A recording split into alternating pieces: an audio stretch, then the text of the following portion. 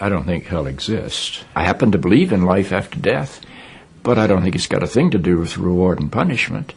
Religion is always in the control business. And that's something people don't really understand. It's in the guilt-producing control business. And if you have heaven as a place where you're rewarded for your goodness and hell as a place where you're punished for your evil, then you sort of have control of the population.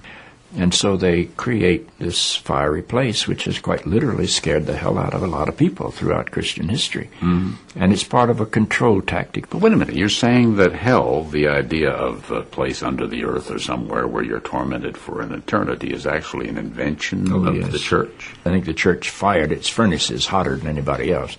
But I think there's a sense in most religious life of reward and punishment in some form. The church doesn't like for people to grow up, because you can't control grown-ups. That's why we talk about being born again.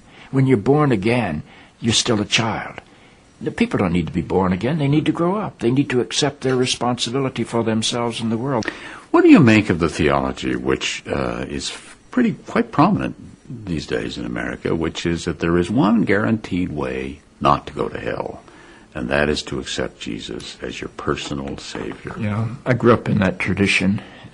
Every church I know claims that we are the true church, and they have some ultimate authority. We have the infallible Pope, we have the inerrant Bible.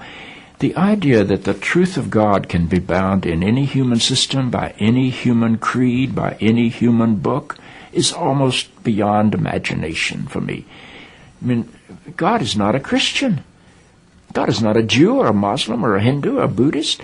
All of those are human systems which human beings have created to try to help us walk into the mystery of God. I honor my tradition.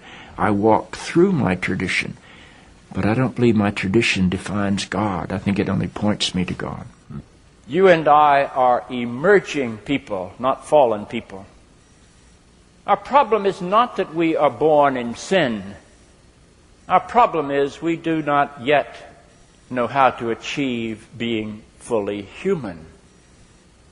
The function of the Christ is not to rescue the sinners, but to empower you and to call you to be more deeply and fully human than you've ever realized there was the potential within you to be.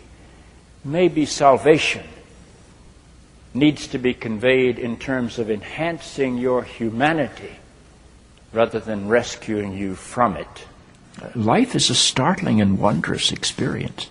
And eventually, I think we're going to discover that God is unfolding through the life of our consciousness and our self-consciousness and is not a parent figure up in the sky.